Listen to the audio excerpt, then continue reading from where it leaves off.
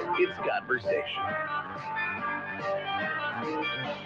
Well, hey, good morning, everyone. Welcome into Talkback on this, a Monday. I'm Al Quartermont, joined in the studio this morning with Stephen Maxwell. Are we calling this the new Talkback? It's the brand new Talkback. It is. So Stephen joining us full time now, and it'll be me and Stephen here with you Mondays, Wednesdays, Thursdays, and Fridays. Tuesdays, it'll be Stephen and Nathan Martin. So looking forward to that. From time to time, we may still be able to get Trish and Sandra to come in here as fill-ins or whatnot, or other appearances.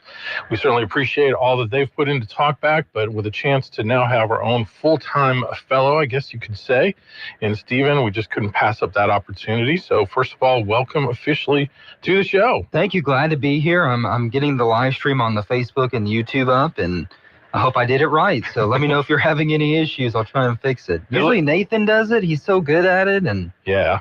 But I think we got it. Yeah, you're doing fine from what I can see so far. So sweet. My goodness, what a busy weekend. Let me tell you, first of all, that what we have coming up on the show at 8:05, State Representative Gabe Ferment will be here, as he is state representative out of Grant Parish, representing District 22. And one of the main reasons I wanted to have Gabe on here following the end of the legislative session is that he's so involved in auto insurance reform. And so we'll get his perspectives on that, the budgets, all kinds of things. Now the governor's saying they might have to have a special session over this pharmacy issue.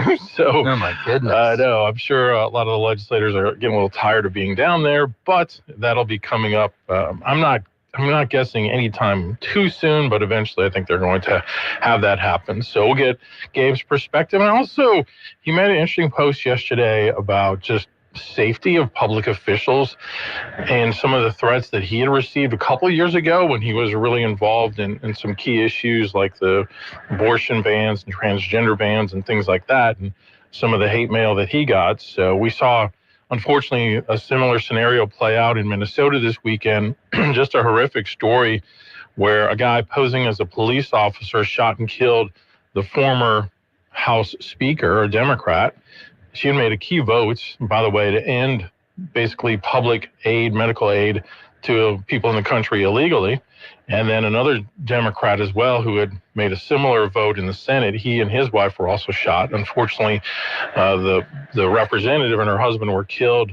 The senator and his wife survived, and then they caught this guy yesterday. So, but it's just a bizarre story and a lot of things that just don't make sense with it. So I'm sure we'll get more details on that coming up. Yeah, I have his mugshot on the Facebook page. Also, both sides try to politicize it, right, when something like this happens. And it's hard to, I hate to say it like this, it's hard to know what camp is going on here right now. Right. You know what I mean? Yeah. Yeah. And it's a very odd story. I'm sure more details will come out, but yeah, absolutely horrible.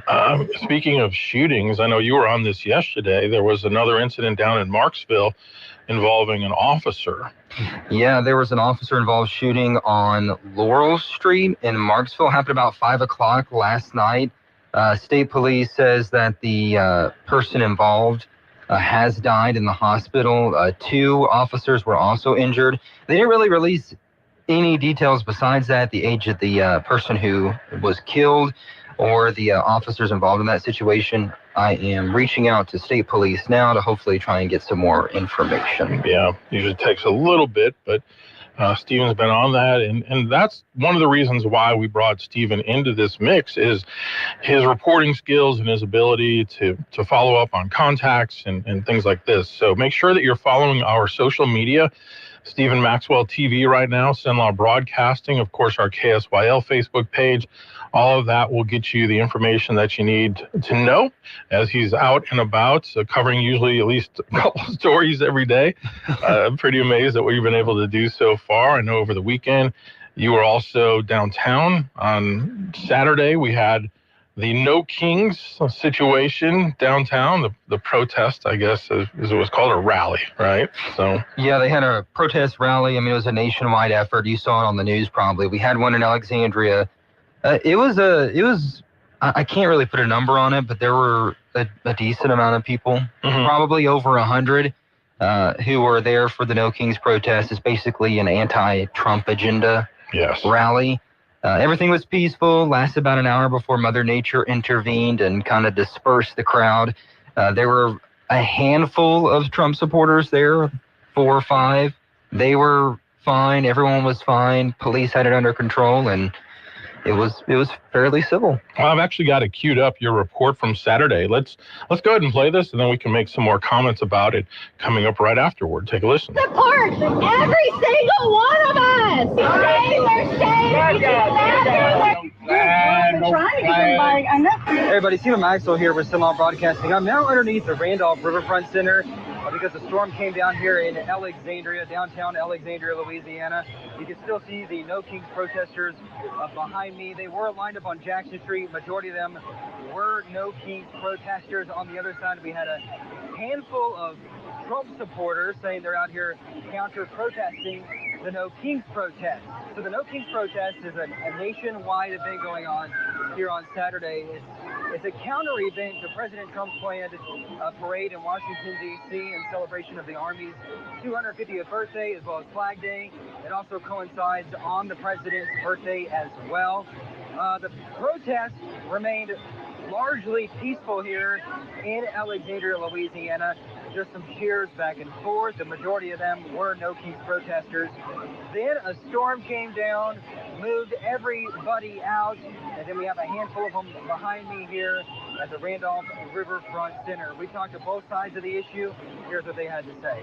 I'm here because for my brother Clint, who was killed in Vietnam War, for my father, who was a career Navy person, and my brother, who was also Navy, and several uncles and cousins that were all military. And I'm here for my children, and I'm here because I want to stop the authoritarian takeover of our government. I was born and raised in Alexandria. I don't like this being coming to our town. We're protesting against them, protesting against Trump. What do you guys hope to accomplish today? What's the goal? To show them that there are people out here for Trump, that they're not in charge. Husband's flag in Vietnam? It was. Yes, it was. And why are you holding it here today? Because of him. He fought. He fought for this country. When January 6th happened, he sat and cried. He said, I didn't go to Vietnam for this. And this is his flag. And you're supporting the anti-Trump side? Yes, I am. Okay. For a lot of reasons. But number one, I'm here for the First Amendment because my uncle gave his life for us to be able to peacefully assemble and protest and petition our government for address of our grievances. So downtown Alexandria was a very busy place to be here on Saturday. They had the No Kings protest, they had the KSYL Pride celebrations, as well as the Juneteenth celebration happening later on Saturday. I do have multiple people tell me they did get a permit for this event just maybe a day or so before, at least for the protest side of things, and they got the spot here on Jackson Street with all the events happening here in downtown Alexandria. All right, so that was Steven's report from Saturday, and yeah, looked like it was a decent crowd down there. Yeah, a decent amount of people. They were there about 45 minutes before it started, got set up. Weather was really nice, and then of course, it literally felt like a Cat 1 hurricane just whipping through. Yeah. So we head out in the Bentley Hotel and waited it out, and they all kind of gathered under the Randolph Center, and yeah, it was a busy weekend. They had the Pride Festival. Juneteenth there as well, so that's why they had to move the No Kings protest from what's supposed to be at the Alexander Fulton over to by the Holiday Inn downtown. The whole concept to me is interesting from this standpoint. We talk about a No Kings protest, but largely the people that are out there protesting are protesting against Donald Trump because they feel like he's too authoritarian. However, I'm sure a lot of them were probably Kamala Harris supporters or voted for her in a party that didn't allow a primary and that basically kicked RFK Jr. off ballots across the country. So, just sometimes the double standard or the lack of self-awareness is sort of interesting to me. Yeah, the Democratic Party definitely has its issues. And it's just one of those things, like you hear one side say we have an authoritarian, the other side say, oh, he's just a little brash, that's just his style. Mm-hmm. We're just never going to come to an agreement on it. You just got to Right. wait and see what happens, honestly. No, I mean, Trump is polarizing. You either love him or you hate him, and with extreme passion. And I would say Obama was like that too. You know, people felt very strongly one way or another against him. You know, the parade just coincided with his birthday, but I don't know if you had a chance to watch any of it, but it was amazing. It's really, to me, it's sad that as Americans as a whole, we couldn't celebrate what was going on in D.C. on Saturday, because it really wasn't about Trump. It was about honoring our military, specifically the Army, with its 250th anniversary, 250th birthday. I mean, the groups that had come through, soldiers dressed in period costumes, period uniforms, I should say, even the cavalry riding horses. I mean, it was an incredible event. It was extremely patriotic, and to me, a good preview of what will be coming up in next year when we will be celebrating our 250th birthday as a country. And I just hope that maybe we can put some of those politics aside and celebrate what a great country this has been. But of course, you're always gonna have those people that are like, yeah, America was stolen, and you know, all those sorts. I think the weather put a damper on that thing as well too. You see it from the certain media's perspective, and we're seeing very small crowds to compare to probably what they wanted. But it was kind of a dreary day too. You know? But I mean, you have to see it from the other side too, and Trump is very polarizing himself, and it happens to fall on his birthday. You could see people with a little bit of an eye roll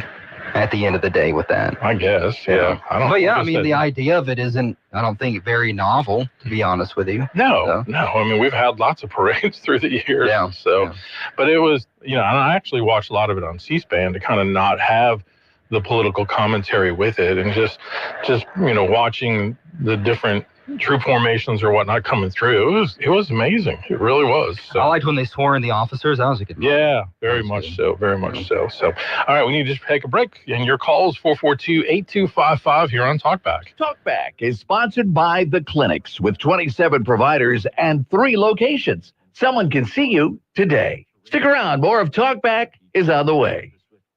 This is a Bloomberg Money Minute. The retailer At Home has filed for Chapter 11 bankruptcy protection. A restructuring deal is being put into place that will see the company's lenders take over. The CEO cited an increasingly dynamic and rapidly evolving trade environment as the retailer navigates the impact of tariffs. Executives at Kohl's are trying to reverse record low morale at the retailer. CEO Michael Bender tried to ease employee unrest during one of his first all-hands calls since replacing Ashley Buchanan last month. The chief people officer said employee engagement was at its lowest in more than 15 years. Kohl's has been unsettled since it fired Buchanan just months after he started. The company had already been planning to cut 10% of its corporate jobs and has been dealing with a more cautious consumer. Shares are down about 40% this year. Stock futures point to a rebound for Wall Street after the market sank on Friday. Traders are increasingly anticipating that the conflict between Israel and Iran will remain contained. Gina Cervetti, Bloomberg Radio.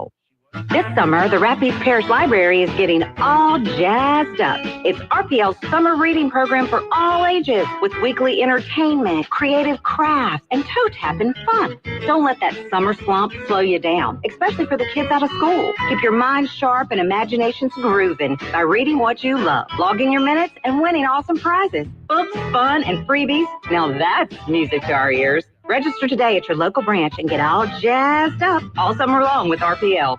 If you'd like to take part in the show today, call the BON Bank Talk line at 442-8255. That's 442-TALK. And remember, if you're looking to purchase or refinance your home, call Christina Bagwell at the BON Bank Mortgage Department at 448-2430.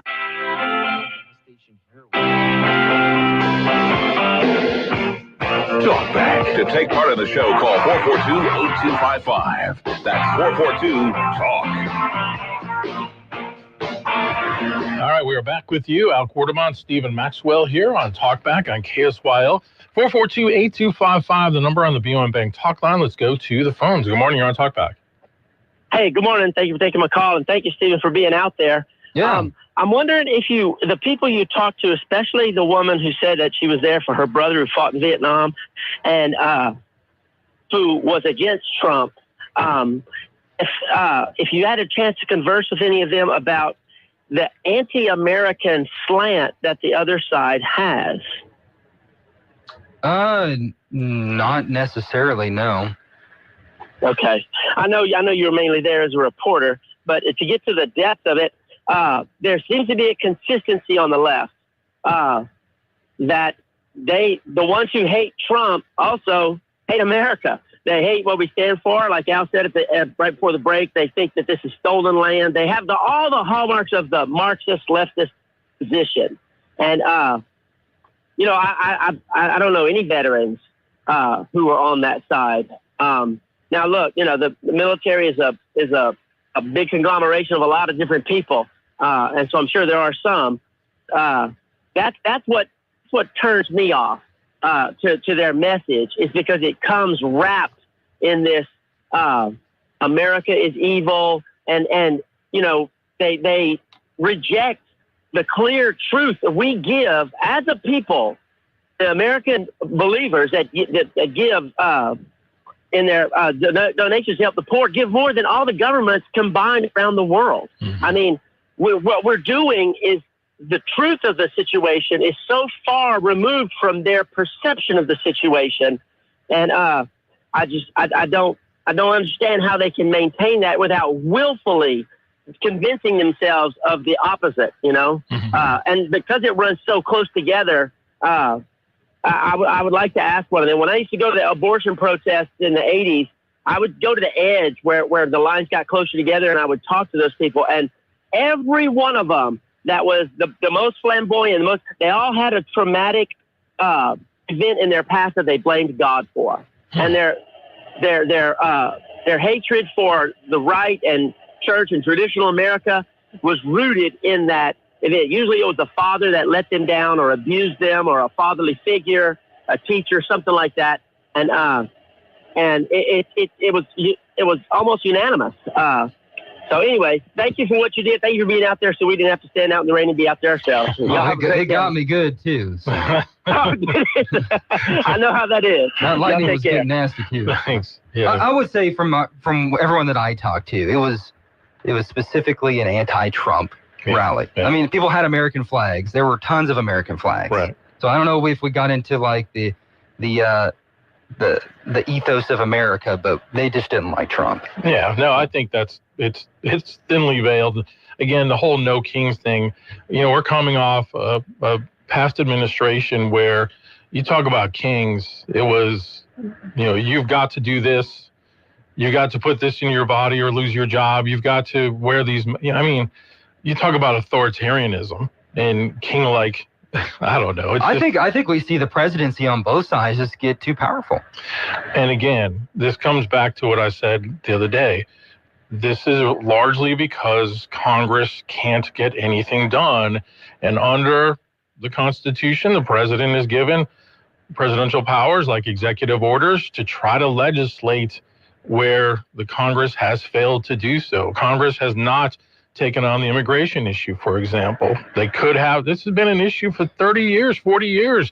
And you can go and easily find, just search Twitter, what the Democrats were all saying about immigration 25, 30 years ago. Oh, they hated illegal immigration. They would tell you all the reasons why it's terrible for America, until they figured out, wait a minute. Whatever's politically advantageous. If we can count them in our census and concentrate them into our sanctuary cities and sanctuary states and get more congressional seats, now suddenly we have a voter base. And I just don't think sometimes the rhetoric of like Congress can't get anything done, so let's kind of fudge the Constitution a little bit, kind of is dangerous language too. And both sides do that, and it's something we shouldn't do, but it's something we've been arguing since John Adams and Thomas Jefferson. Oh, yeah, absolutely. How powerful should the executive or federal government be? Right. I mean, did you see the clip the other day where they asked Trump if he thought he was a king? I didn't see it. No. I'll search for it and we'll play. We got another call coming in. Let's take that. Good morning. You're on Talkback. Well, I should have figured that this would be the discussion of the day. I didn't know when I called.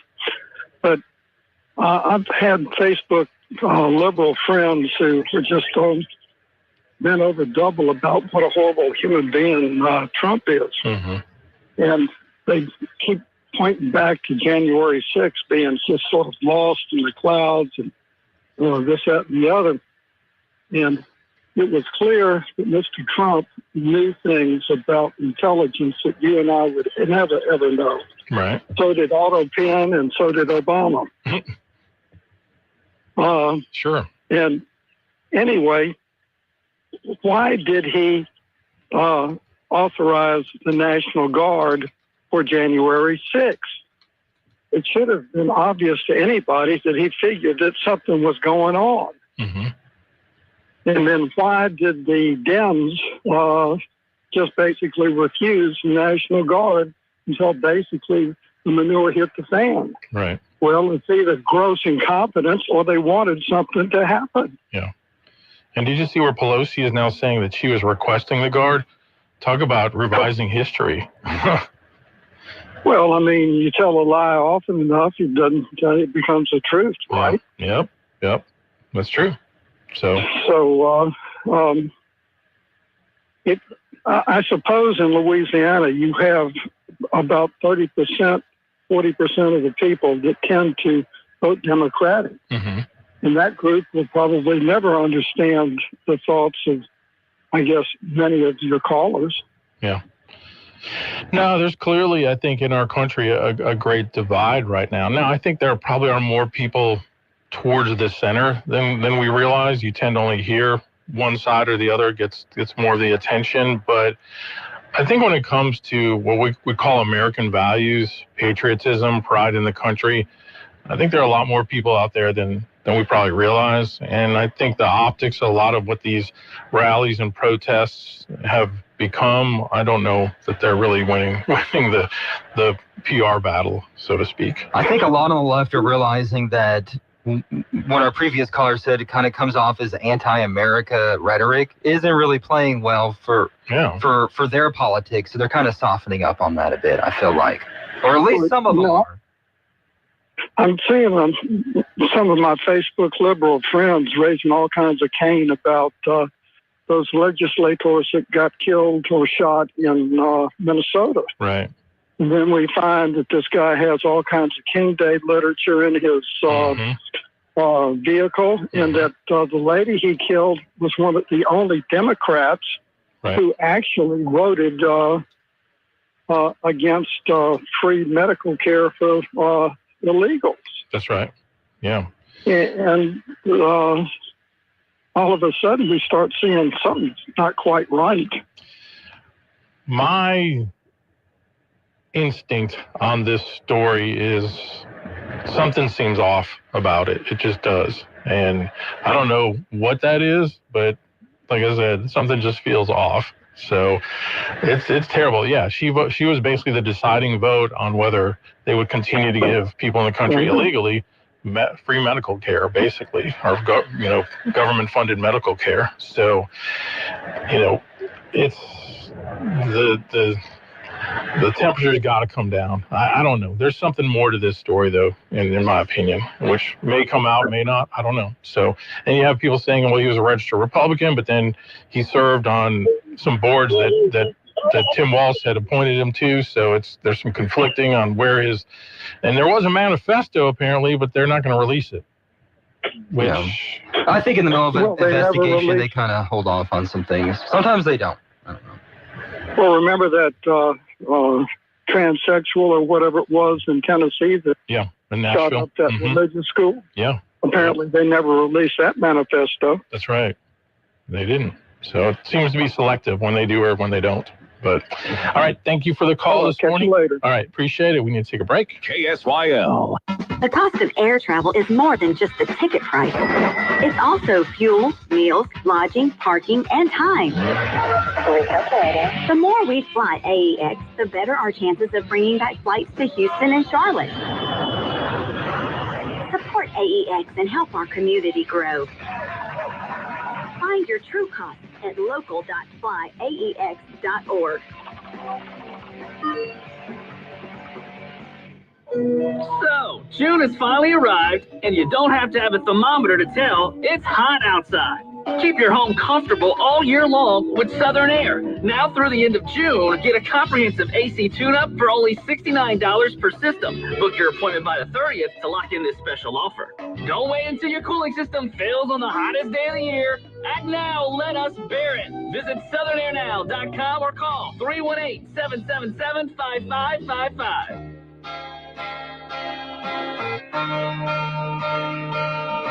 Now back to Talk Back. 970 AM, 104.9 FM, KSYL. There are several No Kings protests planned across the country on Saturday as well. What are your thoughts on those? What are they called? No Kings? No Kings. I don't feel like a king. I have to go through hell to get stuff approved.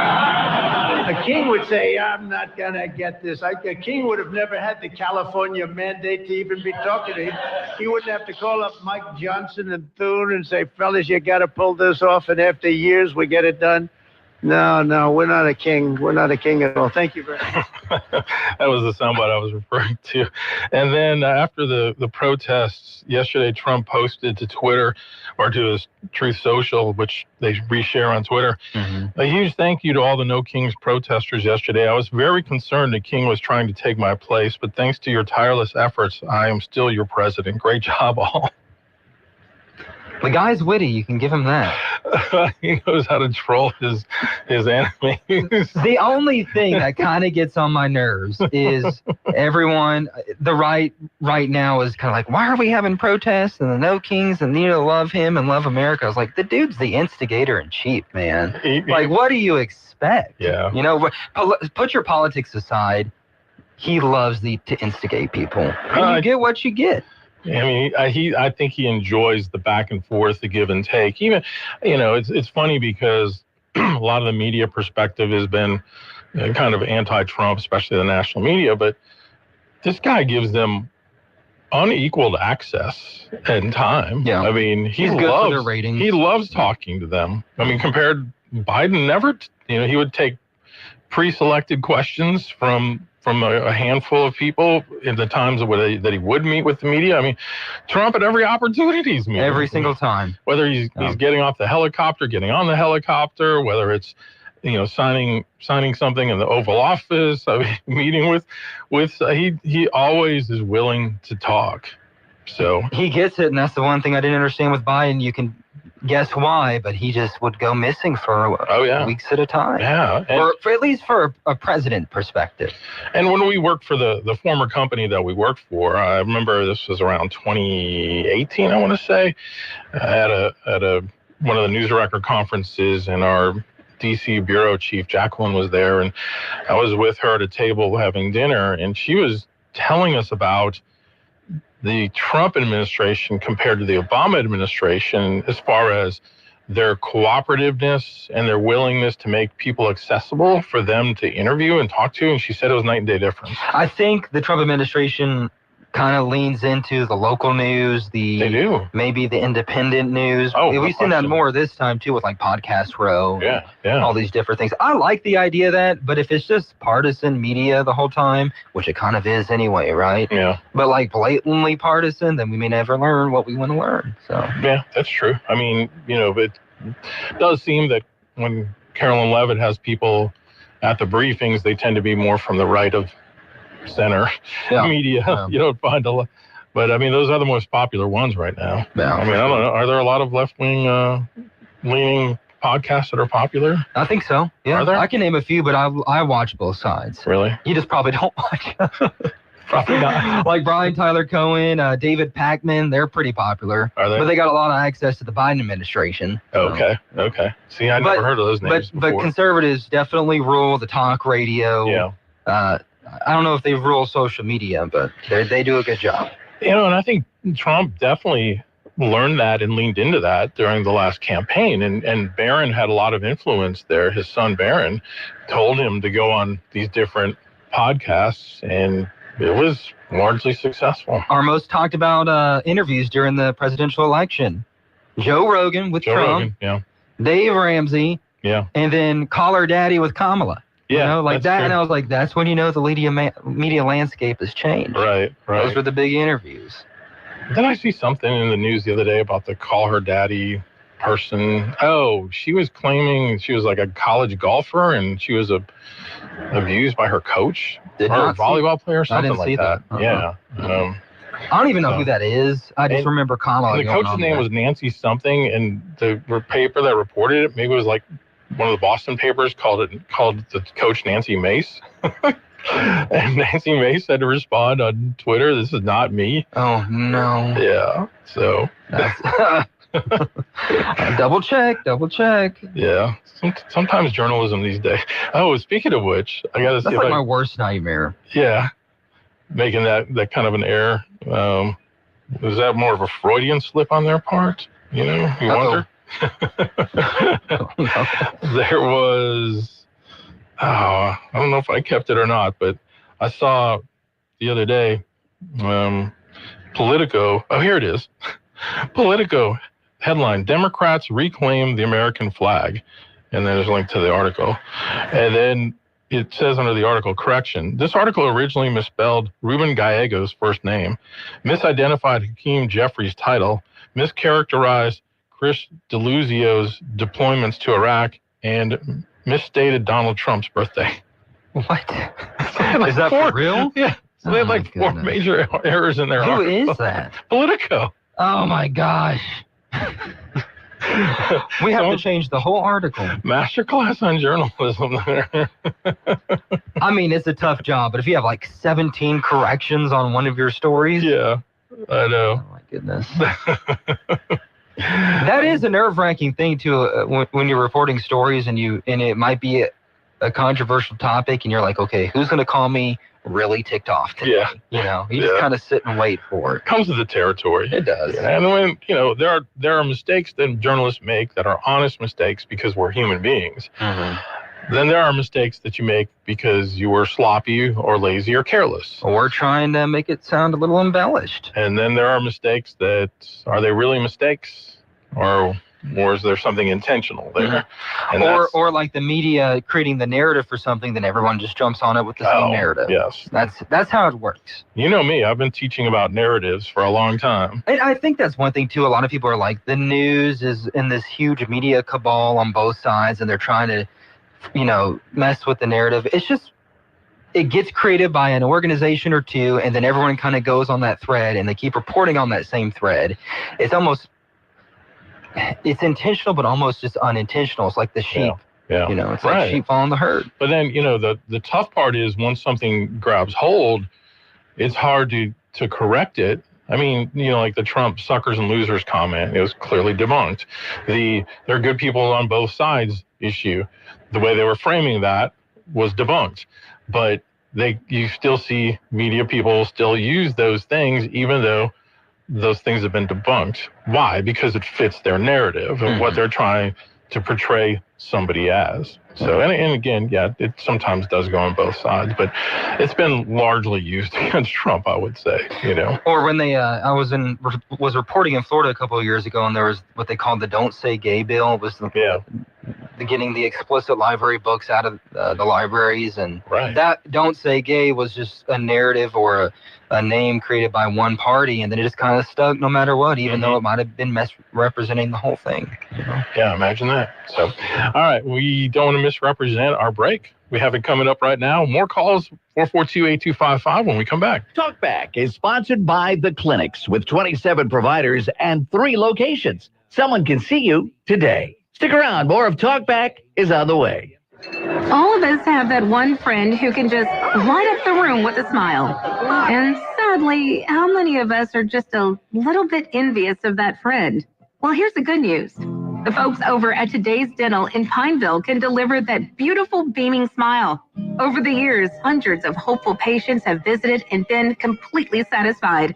They've made getting dental implants an amazingly simple, low-anxiety procedure, one that's affordable for anyone's budget. The staff at Today's Dental go out of their way to make you feel comfortable with calming in-office IV sedation that's administered by a highly skilled, certified nurse anesthetist. And their multiple finance options make the entire procedure truly affordable. Isn't it your turn to light up that room? Give Today's Dental a call at 448-4540. It's a general dental facility on Highway 28 East in Pineville, owned by Dr. Jonas Gauthier. That's 448-4540. Success is about momentum. For over 20 years, Kinetics has been moving businesses forward with cutting-edge IT, cybersecurity, and marketing solutions while keeping them secure, innovative, and competitive. We power progress with next-gen business technology and marketing solutions designed to keep your business ahead of the competition. Need seamless IT, a bold new brand, a strategy built for what's next? Don't get left behind. Move forward with Kinetics. Visit kbisp.com and take the next step today.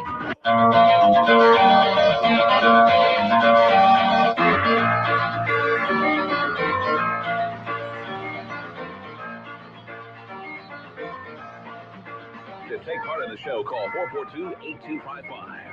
That's 442-TALK 970 AM, 104.9 FM, KSYL. Now back to Talk Back.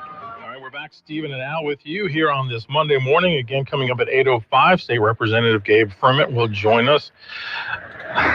Some things just... Okay, so this is just kind of the breaking news of the morning. An announcement that has been made by the Trump Organization. Take a listen. Great to have everyone back here on Trump Tower on this very fateful... This is Donald Trump Jr., by the way. Later. A lot has happened since then, and we're here to announce something pretty special. We've been working for a long time trying to deliver for the American people, for doing something unique for people who'd been underserved. And today we're here to introduce Trump Mobile. We've partnered with some of the greatest people in the industry to make sure that real Americans can get true value from their mobile carriers. A big part of what we've done right now in the world has been focused on technology for people who have been underserved, whether that's been in crypto or anything else. But one of the places where we felt there was lackluster performance was in the mobile industry. And so with Trump Mobile, we're going to be introducing an entire package of products that people can come, they can get telemedicine on their phone for one flat monthly fee, roadside assistance in their cars, unlimited texting to 100 countries around the world. And we've partnered with some of the best to really bring something unique to the American people. So, okay. So it's... Are we serious? Yeah. Oh, my God. There's a newsletter I follow that I really enjoy called the KSYL letter. So you can't make this up. On May 23rd, President Trump threatened Apple and Samsung with 25% tariffs on phones not made in the U.S. This was the first Trump tariff in 2025 to target individual companies. Today, exactly 24 days later, the Trump Organization announces Trump Mobile. Trump Mobile will be using phones made in the USA. It's $500 for the phone, $47 a month for the plan, including telehealth and pharmacy benefit. Huh. Wow, this is legit. Okay. It's called the T1 smartphone. Features gold, of course, colored metal case etched with an American flag. Hey, it looks pretty cool on the back. It does. I'll put it on the live stream here. It's according to CNBC. Wow. It's called the 47 plan. Prices are, of course, reference to Trump. Let me see. Wow. Wow. I wonder who... By the way, today is the 10-year anniversary of when Trump announced he was running in 2016. When he came down those stairs. Okay. I mean, $500 for a smartphone. But it's one of those things, too. You better make sure it works right or he's going to get ragged, man. Yeah, exactly. Like, what kind of apps will it be able to use? And well, it won't have... Well, it might have Meta now because they're friends. Yeah, that's true. No Blue Sky. That's not happening. No CNN. Maybe not X now. I don't know if they're friends again. Yeah, they are. Okay. They are. They've been making up. It might go on and off as we go. Yeah. And TikTok may not even be on anybody's phone one day. Who knows? This is wild, man. So you got Trump cryptocurrency, the Trump Watch. Remember that? Trump Watch. Trump Stakes. They were advertising the Trump Watch on a lot of the programs that we carry here on the station. Of course, remember the Trump shoes. Trumpy Bear? Remember Trumpy Bear? Yeah. Yes. I should have got one of those. You should have. I love collecting presidential things. I was talking about Shane Gillis the other day, the comedian, and when he hosted SNL, I guess it was a year or so ago, maybe a little over, they did a commercial about, like a spoof, like the Trump shoes. Basically, this guy's kind of a loser in life. Can't play basketball, can't win with women, and he finds this box of Trump shoes and opens them up. Oh, I've seen that one, yeah. Puts them on, and it completely changes his life, sort of. I'm just thinking of it from the perspective of And I'm not a constitutional lawyer, but like the emoluments clause, right? Like, how much is he going to enrich himself in the office? That's a good question. I mean, the meme coins, too. The dude's made bank. Yeah. And he probably wouldn't have done that if he was not president of the United States. You could say the same thing, though, for presidents that sell books. Yeah, you know? yeah. I don't know. It's an interesting time to be a president. For sure. So, oh my goodness. Well, for now, I'm sticking with my Apple phone because it's already bought and paid for. Which Democrat will get a phone? I don't know. The AOC Wasn't phone? everyone complaining about the Obama phone back in the day? Oh, that was the one they were giving free to people. Yeah. So maybe the AOC phone. I you talk on it, you get dumber. I don't know. You said that. I didn't say that. All right, we've got more coming up. I'm getting a Trump phone. I'm going to see what it does. Okay. Gabe Furman will be joining us on the other side. Listening to Talkback. The opinions expressed were those of the hosts and callers, and not necessarily those of Cenlaw Broadcasting. FM 104.9, AM 970, KSYL, and KRRV 100.3 HD3, Alexandria. It's 8 o'clock. This is CBS News on the Hour, sponsored by Progressive Insurance. I'm Deborah Rodriguez. A fourth night of missile strikes between Israel and Iran. At least 5 people have been killed in Israel, which is claiming it can now fly freely over Tehran with no major threats after striking 10 command centers that belong to the country's Quds force. As for those incoming Iranian missiles, correspondent Robert Berger is in Jerusalem. There's an understanding that if these ballistic missiles coming in had a nuclear warhead, it would basically mean the end of Israel. So the country's very much behind the government and the military and hoping that they'll be able to knock out Iran's nuclear program. The conflict expected to take center stage at the G7 summit in Canada. Correspondent Nancy Cordes is traveling with President Trump in Alberta. These are the leaders of the world's largest democracies, and several of them have already said that they are looking for a rapid de-escalation between Iran and Israel. And so this conflict has suddenly become the most urgent focus of this 2-day summit. A suspect apprehended in the murder of a Minnesota state senator and her husband. Another Democratic legislator and his wife were wounded. CBS's Lilia Luciano from Minneapolis. There is a lot of grief for these beloved lawmakers, for the beloved lawmaker who passed, and of course relief that this man was caught within 43 hours of this, what they're calling authorities, the largest manhunt in the state's history. A major airline is adding a new safety feature to its cockpits. A pilot's worst nightmare can be a warning like this. Southwest 440 cancel takeoff clearance, hold in position. That prevented a collision with a plane landing on the same runway. Now Southwest Airlines has added a text and voice cockpit warning system that can alert a pilot about to use the wrong runway or take off on a taxiway. That almost happened here in Orlando back in March. Southwest tells the Wall Street Journal the new system is now on nearly all of its 800 737s. Peter King, CBS News, Orlando. Police in Utah say 3 bystanders were shot to death at a festival in West Valley City last night, among them an infant. Police say it began with an argument between 2 groups of people. When officers approached, they say a 16-year-old pulled out a gun and fired. He's been taken into custody. Intense flooding blamed for at least 5 deaths in West Virginia. The search is still on for 3 still missing.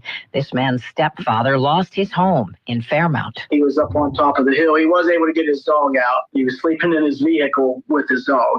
So it was quite the scene, actually. It's indescribable. The only thing left was his foundation. This is CBS News. Sponsored by Progressive. Protect your auto, home, and business with Progressive and get 24/7 coverage. See if you can save at Progressive.com. That's Progressive.com. Patrick was way behind on his IRS taxes. I was in way over my head. The total amount ended up being somewhere just over $30,000. $30,000. Then the IRS came to collect. Started getting letter after letter. A lien had been filed against me. They were going to basically hang me completely out to dry. He had to do something. That's when I reached out to Optima Tax Relief. Patrick's life quickly got a lot easier. It was very easy. Pretty much hands off, They picked up the ball and ran with it. And how'd it go? So? I couldn't believe it. I had to ask like 2 or 3 times. I saved an incredible amount of money. How does Patrick feel about Optima? Couldn't be happier. They definitely helped me. Optima Tax Relief, the best place to call. They're the best in the business. Do what Patrick did and call Optima Tax Relief for a free consultation. Call 800-343-6460. 800-343-6460. 800-343-6460. Optima Tax Relief. Testimonial from an actual client. Some restrictions apply. For complete details, please visit OptimaTaxRelief.com. Louisiana Radio Network, I'm Jeff Palermo. A pharmacy benefit manager's bill sought by Governor Landry did not pass, but John Burns reports he will have the chance to sign another PBM reform bill. Monroe Representative Michael Eccles says PBM bills put patients and local pharmacies first. It holds PBMs accountable to their local pharmacies. It holds them accountable to the actual person that's buying the prescription. Eccles says PBMs are supposed to negotiate lower drug costs between drug companies, healthcare plans, and pharmacies, but they are pocketing much of the savings. This bill basically puts transparency over how they're doing their pricing, how they're scheming, and really hurting our local pharmacists. Governor Landry is expected to sign the bill. I'm John Burns. A multi-agency state and federal crackdown on unauthorized vape products has resulted in 10 arrests and the seizure of more than $1 million worth of illegal vape pens, pods, juices, and other products. 6 businesses' permits have been suspended too. 3 in Shreveport, 2 in Lafayette, and 1 in Baton Rouge. LRN. Attention all real estate agents, property owners, and lenders. When you or a client needs a real estate attorney, call the professionals at Thompson Law Firm. Whether the legal matter is basic or complex, the Thompson Law Firm can accurately guide you or your client to a successful outcome. That's why numerous industry professionals have trusted the Thompson Law Firm for years. They also handle estate planning, successions, and business law. Call them at 473-0052. I am a paid non-client attorney spokesperson. Good morning. Partly to mostly cloudy skies on our Monday with the possibility, a good possibility, of some afternoon showers or thunderstorms. Let's take about a 70% chance of that. 83 should do it for the afternoon high. Now tonight, cloudy, a stray shower or thunderstorm, still a possibility. Overnight lows down to 73. And tomorrow looking better. Partly cloudy skies, a stray shower and thunderstorm, about a 20% chance on Tuesday. From the Cenla Broadcasting Weather Center, I'm Dave Gratian. Currently 72 degrees in Cenla. Talkback is sponsored by The Clinics. With 27 providers and 3 locations, someone can see you today.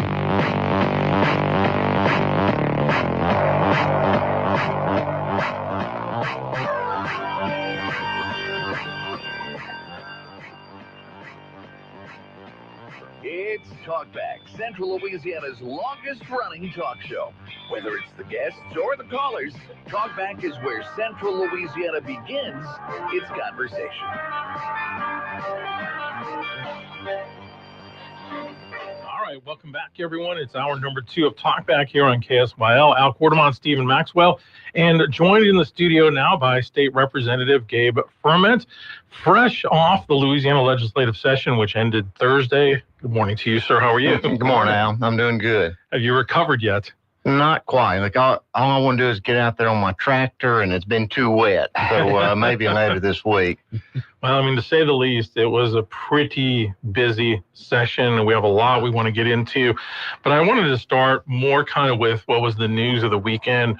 A lot of people have heard about what happened in the state of Minnesota over the weekend, where this deranged guy supposedly shot and killed one Democratic politician, shot and injured another. The spouse of the woman who was killed, he was killed as well, and the wife of the other guy. They both are going to survive, fortunately enough. But you know, you always hear rhetoric in politics. You always hear charged conversation, but to see it cross that line into actual violence and murder is just something that's just unthinkable. But with you as a sitting state representative, I know it hits home even more. It does. It was terrible news out of Minnesota, and I've got to admit, I've never really thought of myself as a high-profile target or somebody that really would generate a lot of interest by, lunatics on the extreme right or the extreme left. But things have changed even since I came into the legislature in 2020, and look, we've ramped up security at the Capitol, and a couple of weeks ago, we actually had a meeting with some of the committee chairmen and leadership with the FBI. And so not only domestic threats like what we saw, but even the threats from China and some foreign entities. You just got to be aware of all of that. Is that something you think about too when you're out across the state, the community? Like, hey, I'm a lawmaker. I might have a little bit of a target on my back. Does it kind of weigh on you a little bit? No, I never think about it, to be honest with you. And I think I heard Al mention earlier in the show that a couple years ago when I had the controversial bill, just ban sex change surgeries on children, received a lot of threats. I actually posted a screenshot of one from Twitter a couple of years ago, which was really one of the tamer of the Twitter attacks that I got. So like, most of that is from deranged lunatics in California and New York and not here in our community. But it does, I guess, make you aware that there's some mentally ill people out there that will do just about anything. So the shootings over the weekend, did hit home. For sure. And, with that, I forgot what I was going to say. But with that, I mean, I think it's something that as politicians, you need to be more aware of. And, I know I was going to ask you, you were even targeted this session, though, over auto insurance reform. There was a group that was putting out, flyers and things, and you were termed as Goofy Gabe, dressed up as a clown. I mean, like, what is that?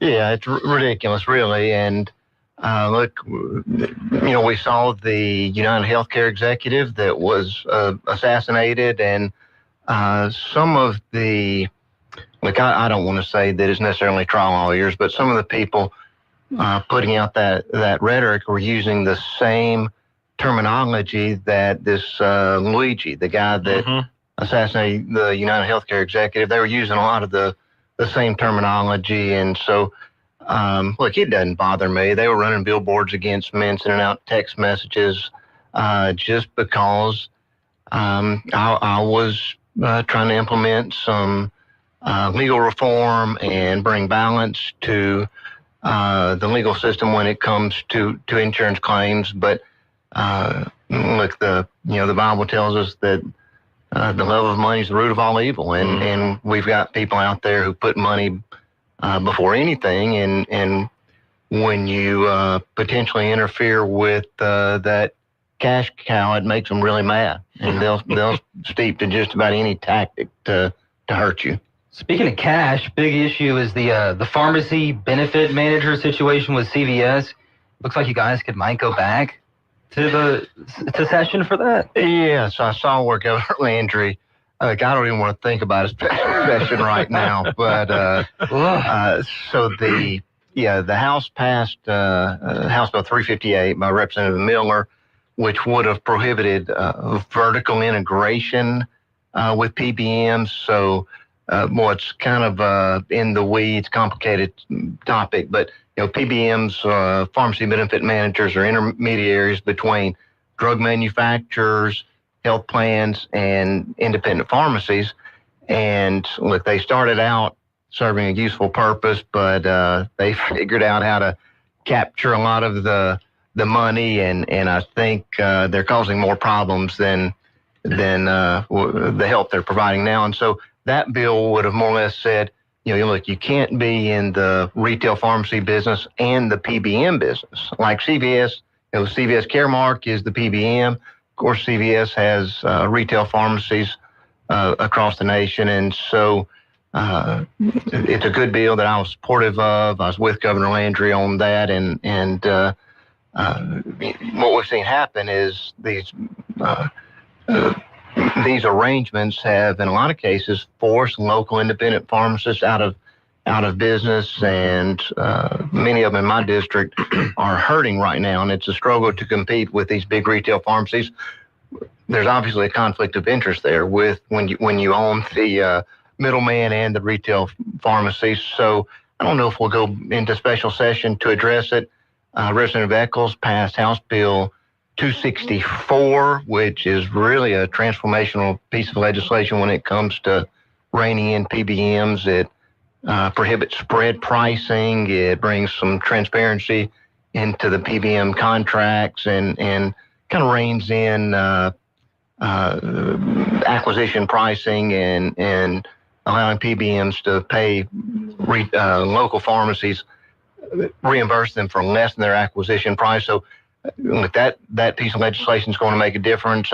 My preference would probably be to tackle the vertical integration next session. But hey, if we get caught into a special session, we'll go in and hopefully pass something good. I guess the issue with that kind of vertical integration is it becomes more of a monopoly in some ways, where you have those companies that are controlling every facet of it, and then that hurts the competition for those smaller pharmacies. Without question. I think the big three PBMs, CVS, Caremark, Express Scripts, and Optum, I believe control about 80% of the market. Mm-hmm. And so certainly monopolistic, and man, it's hurting our local pharmacies. What was the holdup in the session? It died in the Senate. Yeah. So Why do you think it died in the Senate? Look, you'll have to ask some of our local senators. Okay. That question. Look, I think I saw where Cameron Henry, the president of the Senate, made a statement that more or less it was just maybe too ambitious. And, CVS sent out a lot of inflammatory text messages saying that. Yeah. And now the question is, did they use customer information to essentially lobby and to send out these text messages threatening to close stores? And I think Attorney General Landry and Attorney General Merle and Governor Landry are both very interested in CVS perhaps improperly using that information. CVS went to tell me what time to pick up my prescription, to telling me how to vote. Wasn't expecting that, so. Yeah, got a feeling there'll be some pretty hefty fines coming. Will they shut down if that bill passes in Louisiana? Arkansas passed similar legislation. There have been some CVS stores threatened to shut down. I think there's litigation in Arkansas right now, but CVS is shutting down stores anyway, and so I think that's what happens is CVS will open, they'll run out, they'll drive independent pharmacies out of business. Look, and then they've got that monopoly, and they would, in my opinion, in many cases, they would rather see you move to getting your prescriptions through mail, and that's much more profitable. You eliminate the retail component, and so look, it's part of a bigger strategy designed, in my opinion, to drive out independent pharmacists and to hurt our rural communities. It died in the Senate. Well, how many times did we hear that this session? It's like the tagline at this point.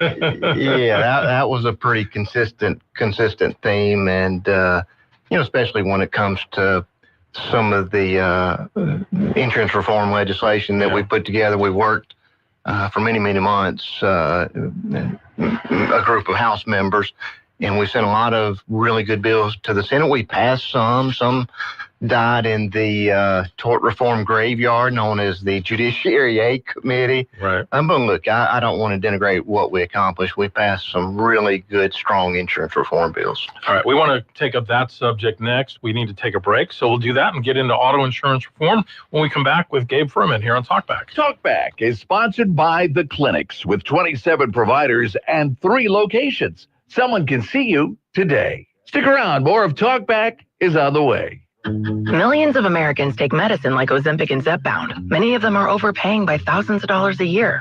These GLP-1 medications for diabetes, weight loss, and more may not always be covered by your insurance, but GoodRx can help. GoodRx helps you save every month on prescriptions at over 70,000 pharmacies nationwide. Best of all, it's free to use. Check GoodRx to save on GLP-1s. Just go to GoodRx.com/GLP. That's GoodRx.com/GLP. GoodRx is not insurance, but can be used instead of insurance, including Medicare and other federal and state-funded programs. William is one of millions of Americans who uses GoodRx to save on the cost of their prescriptions. My oldest daughter, Camilla, 2 days old, she had to have open heart surgery. All of a sudden, she's on 5 different medications. It adds up at the end of the month. Me and the pharmacist got so tight. She said, GoodRx saved you a lot of money. Saving that extra $200-300 a month. We're able to do all these extra activities, so it puts less stress on our household, and it puts less stress on our pockets. Download the free app or visit GoodRx.com and start saving today. GoodRx user compensated for their time. GoodRx is not insurance, but can be used instead of insurance. Success is about momentum. For over 20 years, Kinetics has been moving businesses forward with cutting-edge IT, cybersecurity, and marketing solutions while keeping them secure, innovative, and competitive. We power progress with next-gen business technology and marketing solutions designed to keep your business ahead of the competition. Need seamless IT, a bold new brand, a strategy built for what's next? Don't get left behind. Move forward with Kinetics. Visit kbisp.com and take the next step today. When you check a bag at an airport, you're asked if there are any lithium batteries in your bag. It's a good question. More and more of our electronic items have lithium batteries that are highly flammable. From America's #1 travel radio show, this is your Armed World Travel Minute. I'm Rudy Maxa. I was reminded of this recently when I accidentally put in my microwave one of those coffee cups that you charge up to keep, in my case, a cappuccino hot. I knew better, but I was in a hurry to heat my milk that should have been in a ceramic cup. I wasn't paying attention. 2 powerful explosions seconds later scared the heck out of me. My microwave was filled with flames, my kitchen with black smoke. Days later, I read that a container ship carrying 3,000 cars, 800 of them e-cars with lithium batteries, caught on fire in the Pacific Ocean because of warm temperatures. Sailors abandoned ship. It wasn't the first instance of an e-car's lithium battery exploding due to high heat. What common items have lithium batteries? Cell phones, laptops and tablets, digital cameras, Bluetooth headphones, e-bikes, and portable power banks. Never put them in checked luggage. More travel info at armworldtravel.com. If you'd like to take part in the show today, call the BOM Bank Talk line at 442-8255. That's 442-TALK. And remember, if you're looking to purchase or refinance your home, call Christina Bagwell at the BOM Bank Mortgage Department at 448-2430.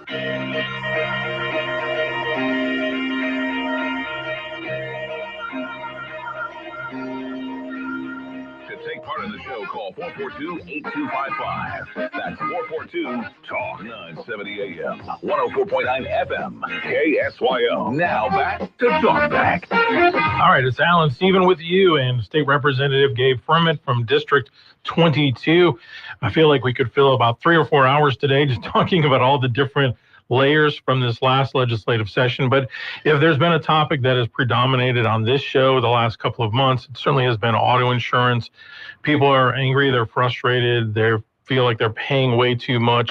This session was an attempt to kind of rein in some of that cost, try to reduce some of it as well. I know initially, Gabe, after you guys had spent the bulk of the last year having meetings and public hearings and all kinds of things around the state and in Baton Rouge, you put forth, it was over 20 bills. And at the end of the day, only a handful of those passed, but you feel like this should make at least some difference. I think so. And like this whole experience has been very rewarding, very frustrating in a way, but rewarding as well. And you know, I want to give credit to Speaker of the House, Philip DeVilliers, coming out of last session.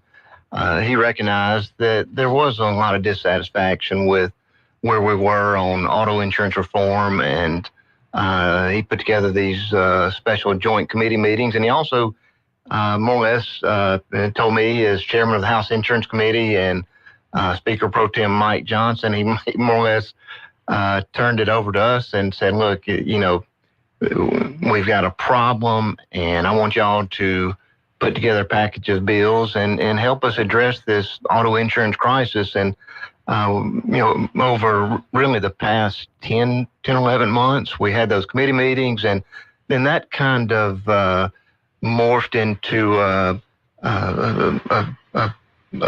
special, really special group that was myself and Speaker Pro Tem Mike Johnson and about 15 freshman legislators that ran on this issue and made it very clear that they wanted to be part of the solution. So we started working in conjunction with the Department of Insurance as well to put together a package of bills. You know, so the House had over 20 pieces of reform legislation, passed every one of them. We passed every single bill to the Senate. Probably 8 or 10 of those made it through the Senate. Some of them have already been signed by the governor. Some of them did not make it through, but really, and now that the dust is beginning to settle, and looking back on what we were able to get passed, really historic. I mean, there's never been tort reform like this passed in the state of Louisiana. I would be happy to go over some of those specific bills, but again, these 15 freshmen and many legislators from right here in Central Louisiana played a really tremendous role in getting this done. I think the freshmen that have come in, especially in this last election, seem to be truly committed to conservative principles.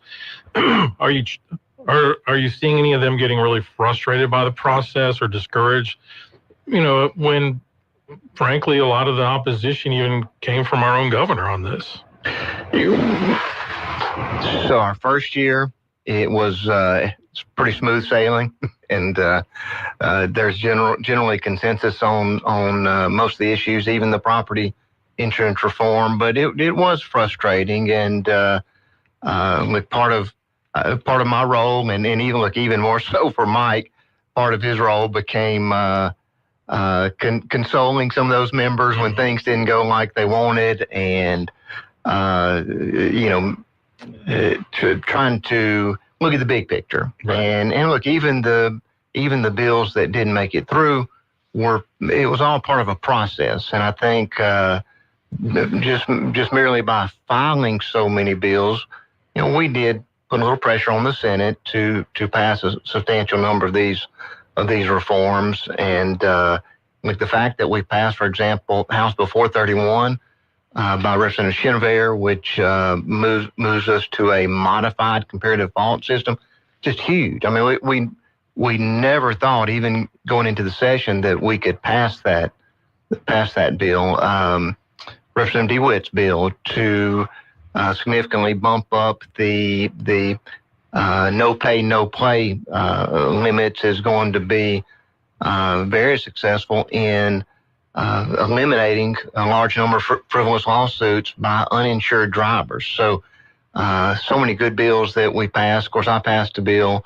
to more or less say if you're here in our country illegally, you don't have a right to sue for pain and suffering and mental anguish and anxiety after a car accident. So Representative Miller passed a bill to repeal the Housley presumption, which was just a terrible precedent, Supreme Court decision that more or less put the burden of proof on the defendant to prove that an injury did not happen in a car accident. And so it just balances the burden of proof and levels the playing field. And so, what we discovered through the committee process is that in Louisiana, we're more than twice as likely to file bodily injury claims, more than 3 times as likely to litigate to resolve those disputed claims. And so all of these bills that we passed were designed to reduce the number of claims filed and to reduce the excessive payouts. We'll never see insurance companies want to do business here. We'll never see lower premiums unless we can address those two factors. Do you think the legislature did enough to make a substantial difference in people's premiums in the near future? Well, so this is the way I'll address that is I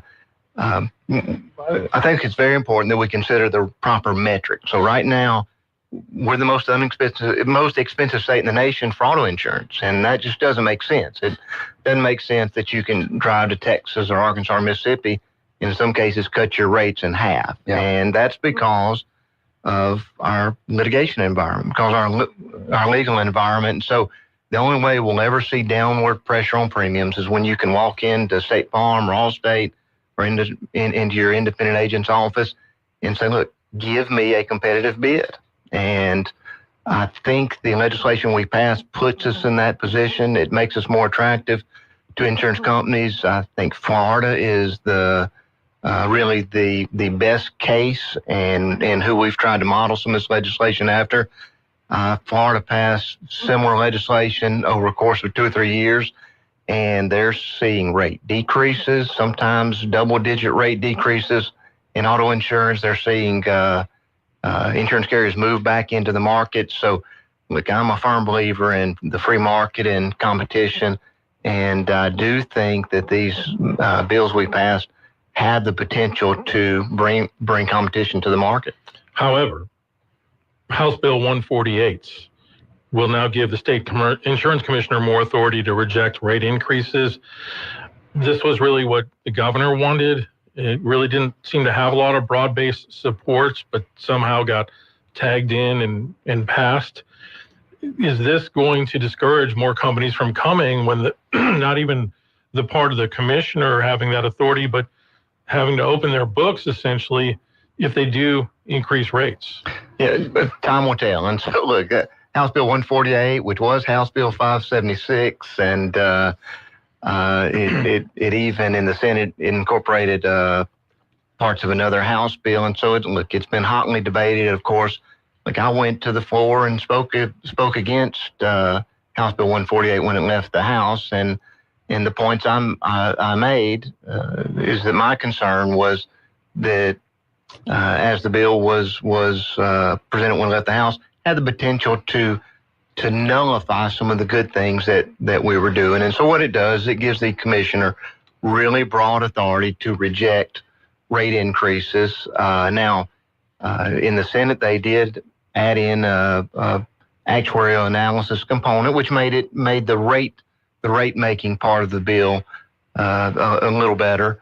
They also did add the provision in the Senate that deals with proprietary information and what can be made public. I'll say this: there's really token opposition to that bill, the public information bill, when it left the House. So the insurance companies, since House Bill 148 has passed, they seem to be more concerned about that component, the public information component, than the rate making component. Look, I've talked with the commissioner about it. He's concerned. I've talked with industry about it, but I think the truth lies somewhere in between. I mean, on one extreme, you've got industry saying, the sky's falling, this is terrible. Then on the other extreme, you've got school of thought that, look, now that we've passed this tort reform and we've given the insurance companies a lot of what they've asked for, the Department of Insurance needs the ability to say, okay, you've asked for it, we've given you these reforms, you need to comply, you need to be more transparent in how you make rates. And if you're not transparent, if you don't follow through with your promises, we want to give the commissioner the ability to hold you accountable. And so, look, I think the truth lies somewhere in between. We'll see how it all plays out. There were actually a couple of instruments I thought we potentially could amend or tweak to address some of industry's concerns. It didn't happen, but I think there's a willingness going forward that if some provisions of that bill are problematic, we'll file legislation to address it. All right, Gabe Furman is our guest here on Talkback. We need to take a break. When we come back, we have a caller. We'll get to you, so stay with us. More coming up. Talkback is sponsored by The Clinics with 27 providers and 3 locations. Someone can see you today. Stick around. More of Talkback is on the way. This is a Bloomberg Money Minute. Stock futures point to a rebound for Wall Street. The hostilities between Israel and Iran disrupted the momentum in markets, which had seen the S&P rebound to within reach of its all-time high. After traders initially adopted a wait-and-see approach to assess potential scenarios for how the conflict might unfold, markets engaged in some dip buying today, anticipating that the conflict is unlikely to draw in more parties. Sources tell Bloomberg that Justice Department antitrust enforcers are reviewing whether Google's planned $32 billion acquisition of the cybersecurity company Wiz would illegally limit competition in the marketplace. Although full-scale antitrust merger reviews are relatively rare compared to the number of deals announced each year, there are signs that the firms were bracing for scrutiny. Google agreed to pay Wiz a breakup fee of about $3.2 billion, or about 10% of the deal value if it does not close. Gina Cervetti, Bloomberg Radio. Imagine walking where land meets sea, where every step echoes centuries of stories. This is the Portuguese coastal Camino de Santiago. From Cortez Riverside Charm to Galicia's Wild Coast, follow a path through fishing villages, ancient chapels, and windswept beaches. Walk the Camino. Feel the call. It's more than a journey, it's a transformation. Join our small group, escorted by Christine and Father Joy in May of 2026. FreedomTravelLLC.com, your international travel architects.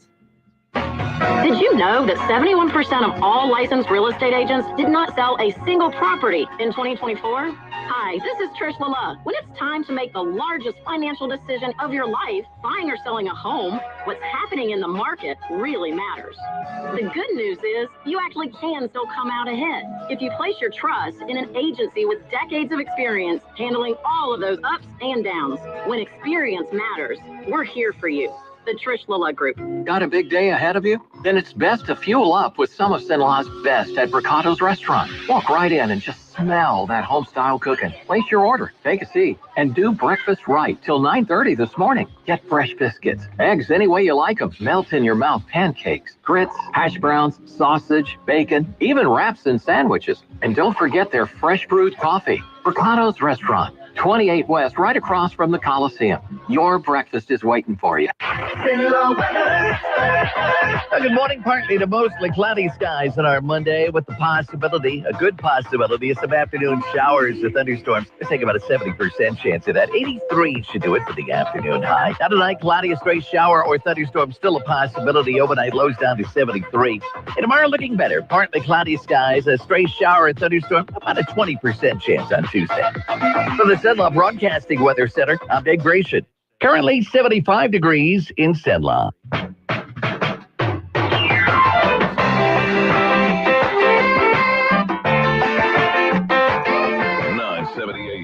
104.9 FM, KSYL. To take part in the show, call 442-8255. That's 442-TALK. Talk back. All right, we are back. Alan Stephen with you, and State Representative Gabe Firmit from District 22 out of Pollock is our guest, and we're kind of recapping for you some of the things that happened at the legislature. As I said earlier, it would take us probably 3 or 4 hours to get through everything, but we're trying to highlight the main things. We do have a call coming in. Let's go ahead and take that. Good morning. You're on Talkback. Good morning, guys. Good show. Thank you. You know, if the governor did throw the insurance commissioner under the bus, I don't know what you'd call it. And there ever was a time when the citizens of Louisiana shouldn't vote for attorneys, especially for the legislature, I don't know of a better time to exclude those guys from the legislature. Thanks for your show. Okay. Thank you so much for that. Yeah. Well, and I'm not an attorney, by the way, and you don't play one on TV. and look, and actually, believe it or not, in the House, we probably have fewer attorneys than we've ever had, which I think is a good thing. We've got businessmen and businesswomen, and in fact, look, one of the challenges that we had, and again, I'll give a shout out to Speaker Pro Tem Mike Johnson, who is an attorney. Mm-hmm. But so we had this group of myself and about 15 freshmen. Representative Witt, of course, who's a small businessman, not an attorney, but it was my job and Mike's job to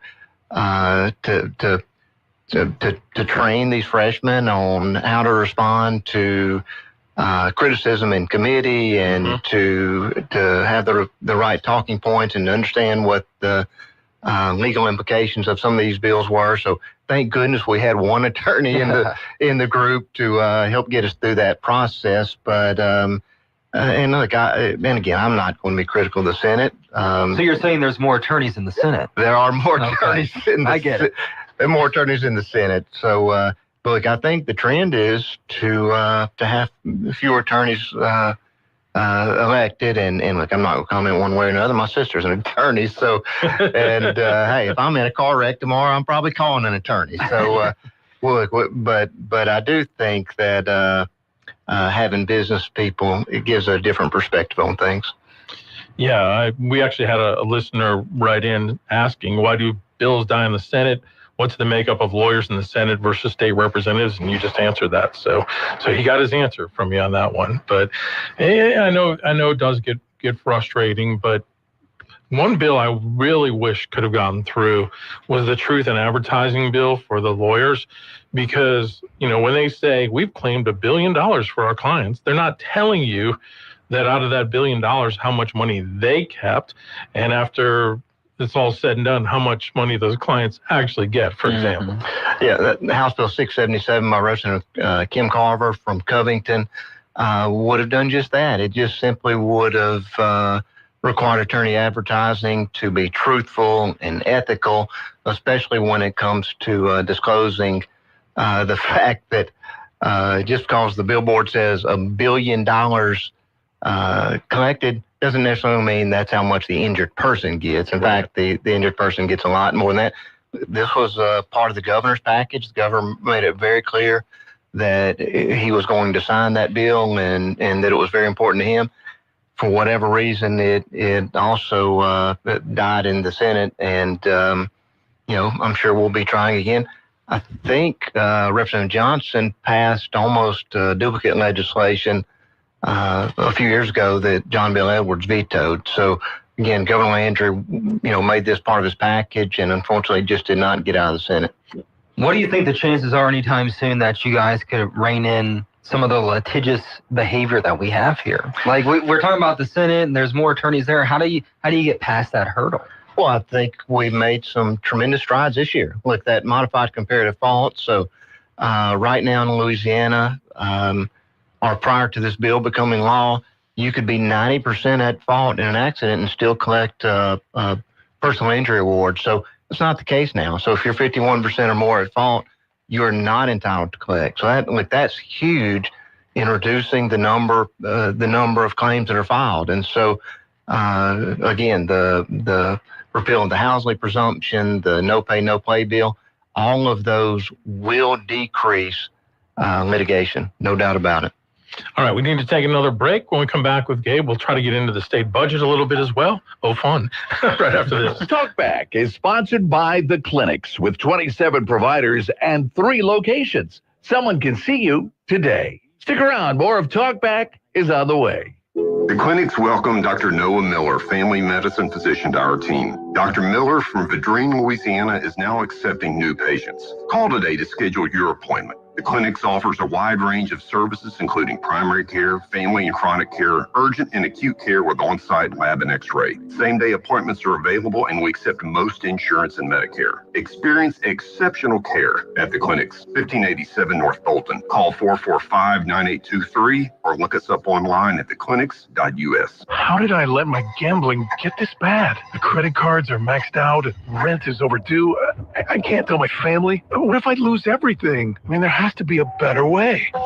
You're not alone. If you or someone you know are struggling with problem gambling, free and confidential help is a call or a click away. Call 877-770-STOP or visit helpforgambling.org. Take the first step toward a better tomorrow. You don't have to do it alone. A message from the Louisiana Department of Health, Office of Behavioral Health. A message from Israel Air Conditioning and Heating. Yeah, my mama, she told me to pick up and call Israel Air. She told me Israel Air. She told me. She said they'll come running with comfort beyond compare. At a very fair price. Because you know we're all about your comfort, no troubles. Call 442-6657. That's 442-6657. We're all about your comfort, Louisiana has a free hearing aids program sponsored by the Louisiana Commission for the Deaf and coordinated by New Horizons Independent Living Center here in Cenla. To qualify for a free hearing aid, you must be a resident of Louisiana, at least 50 years of age or older. You must also meet the hearing loss and annual household income criteria. Now,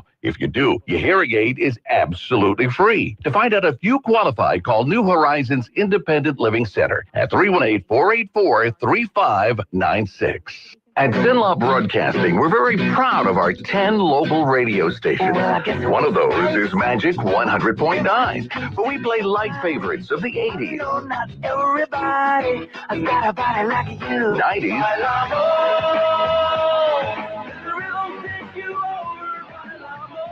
And more.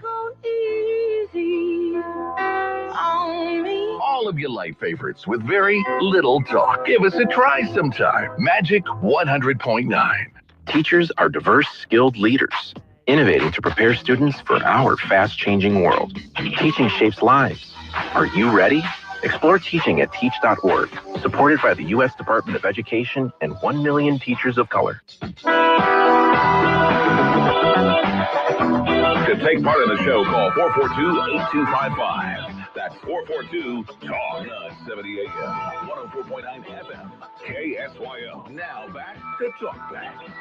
All right, our guest, State Representative Gabe Furman, did want to get into the budget a little bit. The new fiscal year, which starts in July, $51 billion. So, what are your thoughts on it overall? Yes, so, 51 billion. Now, a couple of comments I'll make is most of the growth in the budget was federal money, mostly Medicaid. Okay. The state general fund is increasing, just only very slightly, almost standstill budget when it comes to state dollars, state general fund. When the budget, the money bills start in the House and they go to the Senate. When the budget left the House, there was actually a 2.7% decrease in the state general fund, and of course that changed when we got it back from the Senate. So I know there's been some criticism, and look, and I've been a little critical as well that we haven't been more successful in cutting government. We actually had a bill and a constitutional amendment that passed the House that would have limited the amount of money that we can spend on recurring expenditures. Of course, I know it's been a recurring theme, but that measure didn't make it through the Senate as well. But like all in all, I'm satisfied with where we're at on the budget. Again, state general fund growing very little, if at all. And I know there were some attempts to put in some tax cuts again, but those again sort of died in the Senate.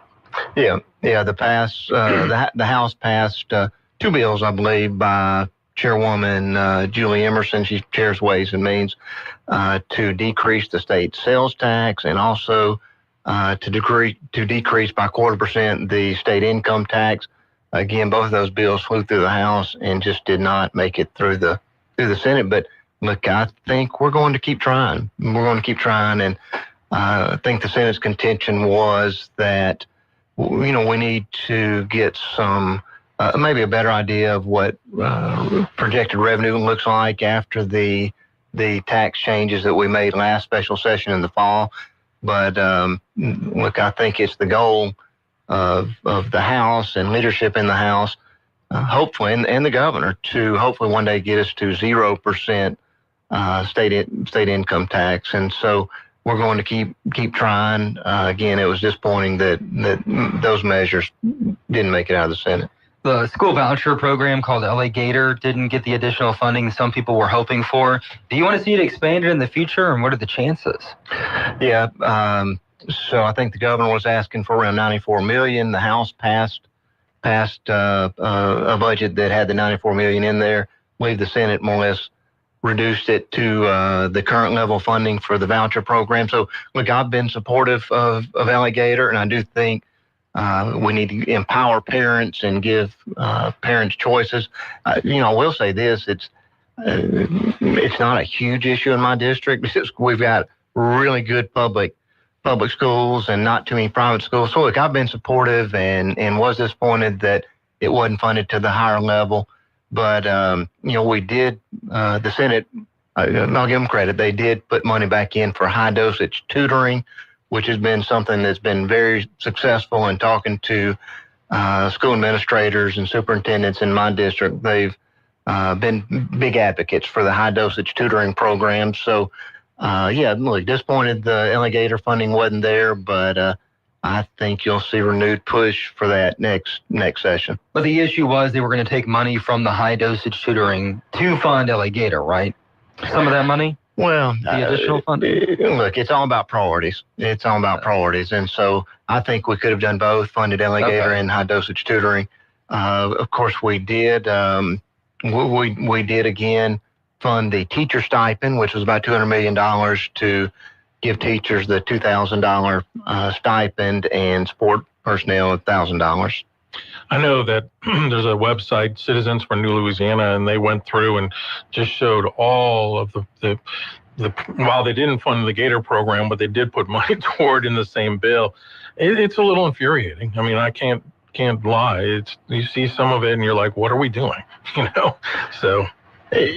Yeah, and look, especially when, and I've been critical and the governor's been critical. I know House leadership has made it a point to, Speaker DeVilliers made it clear to House members, we want you to get money to spend back home and to benefit your districts, but that money does not need to be going to NGOs, to non-governmental organizations, and we need to be prioritizing things like sewer and water and roads and law enforcement. And so, the projects that I have prioritized have gone to things like that, and I think we'll see tangible benefits in my district. But some of the fluff and some of the pork that gets put on, it is frustrating.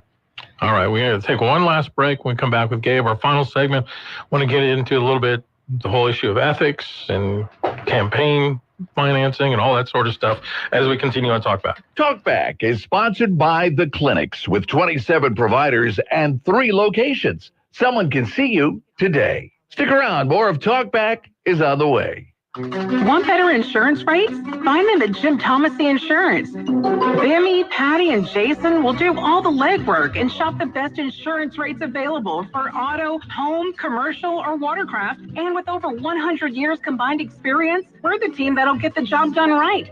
Come experience the fast and friendly service at Jim Thomasy Insurance, 1117 Texas Avenue in the radio station building. Call 318-445-5344 for Jim Thomasy Insurance. Email from school about the incident today. Scary. Teachers like me, parents, we don't always know as much as you guys do about what's going on with other kids. Half the time, it's rumors. Yeah, but if you're ever concerned about a friend who's having trouble with alcohol, prescription drugs, anything, you need to tell an adult, someone you know and trust. That can be hard, but speaking up about a problem is what helping a friend is all about. For more information, visit underagedrinking.samhsa.gov. I'll be here to hear what's on your mind. As an adult, kids want to know you're listening to them, but they also want to listen to you. When it comes to alcohol, they want to know your expectations and how and why to avoid underage drinking. Talking early and often about it in everyday conversations reinforces your message and keeps lines of communication open. For more information, visit underagedrinking.samhsa.gov. I'll be by your side.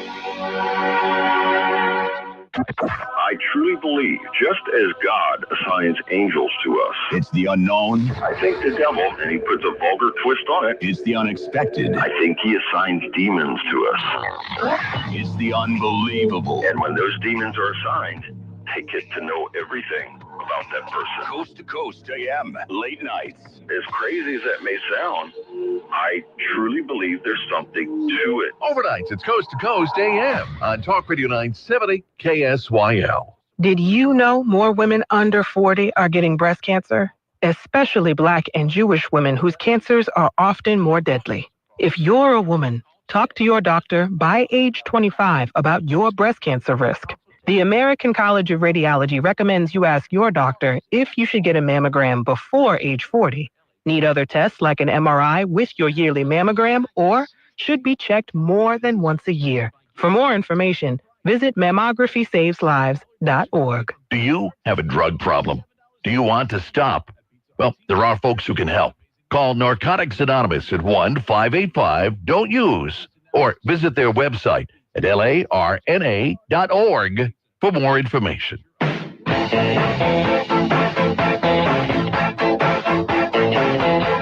Now back to Talkback, 970 AM, 104.9 FM, KSYL. All right, we're back. Last segment of the morning, and thanks to Gabe Furman for giving us his full hour of time here.